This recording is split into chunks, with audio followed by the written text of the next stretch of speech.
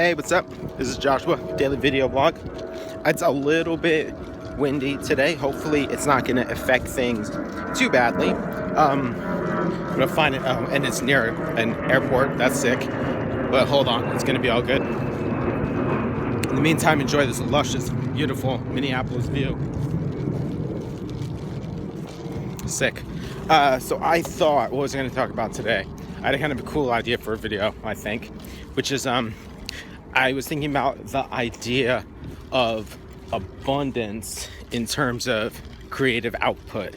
So for example, there's a real kind of it's a real trope of like self-help type stuff to talk about how you need to maintain like maintain an abundance mindset, and it runs through all sorts of stuff like that, from from Jack Canfield, Tony Robbins types, to pickup artists, even into something like AA. If you think about the AA motto of one day at a time, what they're sort of saying is there's an implicit promise that that there's always going to be another chance to drink. So for today, just say no and just get through today. And basically, like, sort of implicit in that is, don't feel like you're missing out because you can't drink. Instead, like, acknowledge like there's going to be many other days left. The only one you need to worry about is this one right at the moment.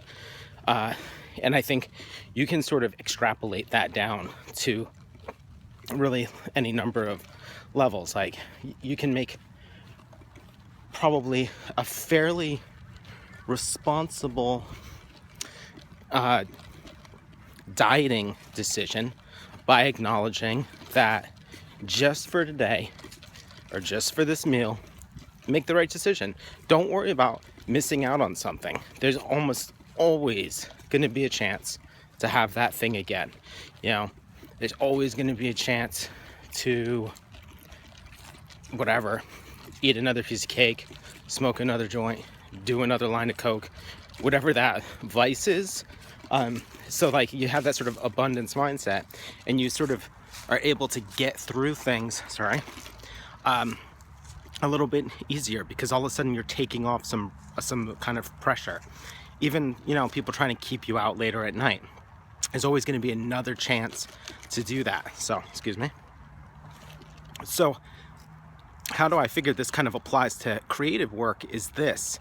I think a lot of times we compromise, especially as graphic designers, because graphic designers, we tend to work in styles, but a lot of times we compromise doing the thing that only we can do, or the thing that only we should do, maybe, in favor of designing in a style of something more status quo, or something more accepted, or something that looks more like a thing that you're interested in.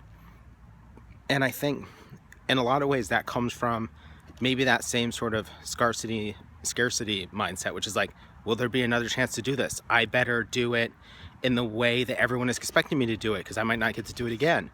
Or if I mess this up, maybe I won't get to do it again. Or what would be another one? Or maybe it's like, I should be innovative because I might not get another chance to do this again. Or I should do this in this style I've wanted to use because I might not get to do this again. Well, all of that kind of comes from the idea that you're like working on a project or a format or a client, and you might not get to do it again. So you should do it exactly how everyone is expecting you to do it, or how you kind of like have this preconceived notion.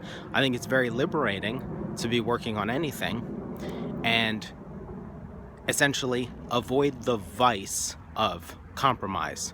Avoid the vice of, these things normally look like this, so therefore I should do it. There is this style that's popular right now, so therefore I should do it. I just have this self-centered little need to do it in a particular way, so therefore I should do it like that, because I might not get the chance to do it again. Instead, to say, there will be lots of other projects. There will be other posters. Why don't I follow the process to where this actually leads and do that, understanding that I can always do the other thing later. There will be more posters and more opportunities. Maybe it's not like the heaviest thing in the world, but I think very often when I see student work that's really derivative, I have to wonder how much of that is based off this kind of idea of like, well, this is the only time I'm going to do a book in school, so the book should look like all the books that I'm into right now, rather than offering up only the thing that you can do. I don't know. Hopefully that's helpful.